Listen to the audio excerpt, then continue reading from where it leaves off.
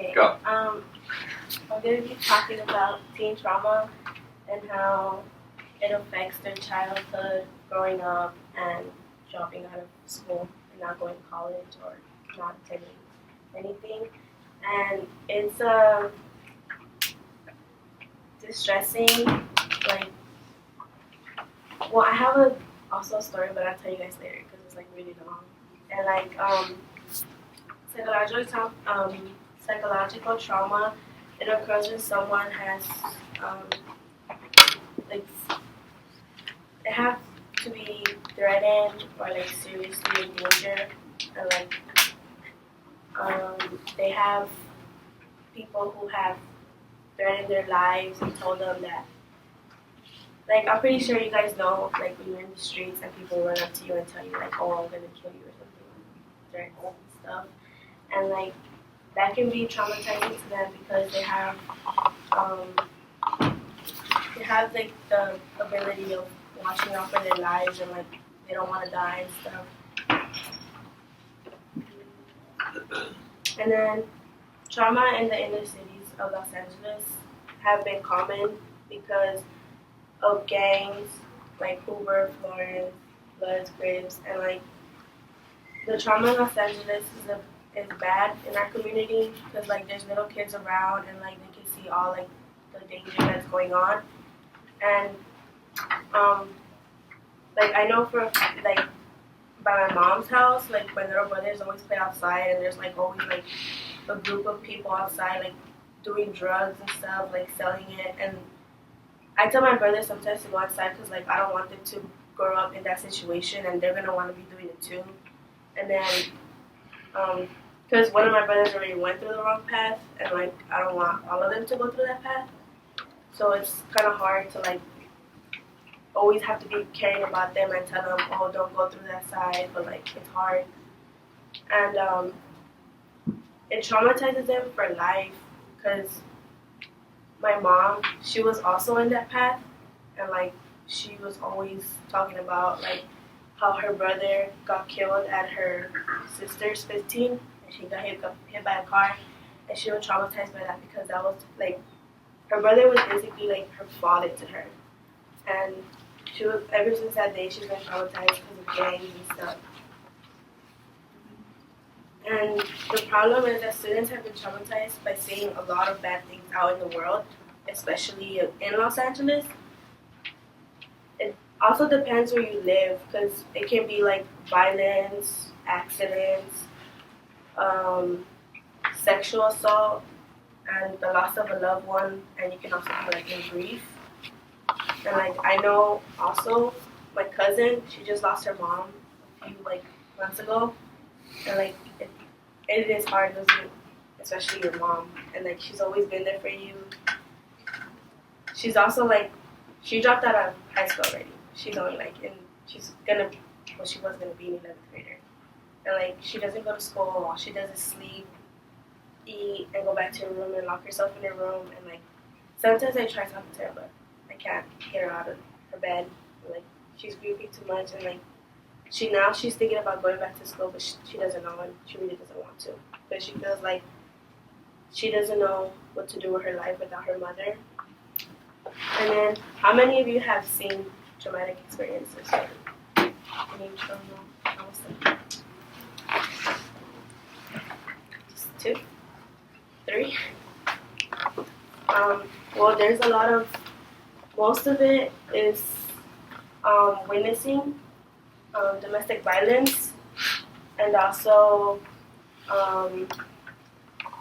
the substance of a household member. So like I said, like with my brother and stuff, when he like left the wrong path and like did so many bad things, I wish he didn't do. And there's a video of it.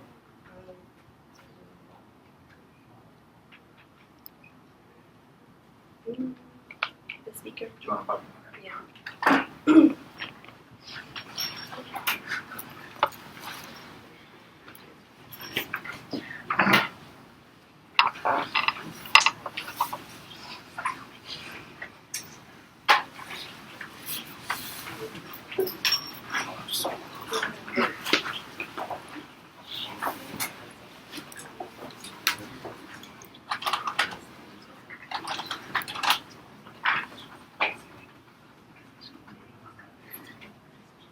to be a poet. In one of my classes, there are 3 teachers. I was going out with a girl at the time, and I kissed her goodbye and I went into class, and I sat down. And this girl turns around and looks at me and asks me about my sexual preference. She asked me, "Are you gay?" And I told her, "Yeah, I think so." And then my teacher looks at me and says, "Why would you do that? Why would you be gay?" And I looked at him like, I thought he was playing around, but then my other teacher jumped in and says, "Yeah, that's wrong, you shouldn't be doing that." And then I told him, this is how I felt, this is what I wanted to do, this is how I wanted to be. And they just kept telling me how wrong it was to be how I was. But I was barely coming out, and I felt like, everybody should know. And I thought everybody would be accepting, and I just lost a lot of respect for those teachers. I didn't go to school for a long time. I didn't go to that class for a long time because I felt so, bad about what they were saying to me. I wanted to commit suicide a couple years ago, and it was just getting really hard for me, socializing, and I didn't want to, I was really, sad, and I didn't want to do anything. And I felt like if I had talked to someone, I would be okay.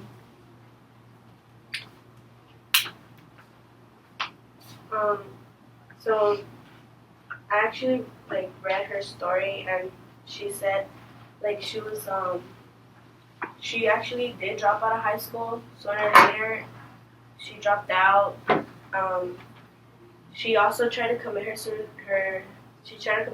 again when I think it was last year. She said she tried to commit suicide. Her mom stopped her in time. And that can be really hard on someone, especially just based on because they like somebody different. It doesn't have to be a boy or a girl. They can like whoever they want, and that can be traumatizing for them. And then also, trauma can affect a childhood's brain development. So like I said, my brothers, it could affect their brain, and it's under 16 when they start brain development, and if they see bad stuff, of course they're gonna want to do it too. And then there's also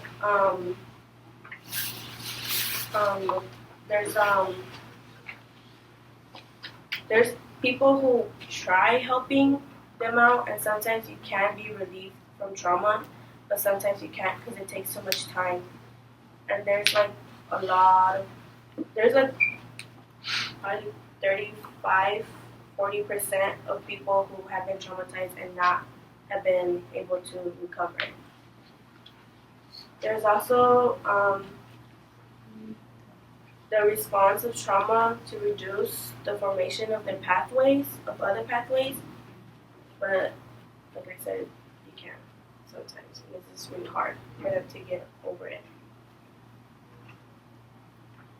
And then in Compton, there's students who have been, just because they're traumatized, they think they have a disability.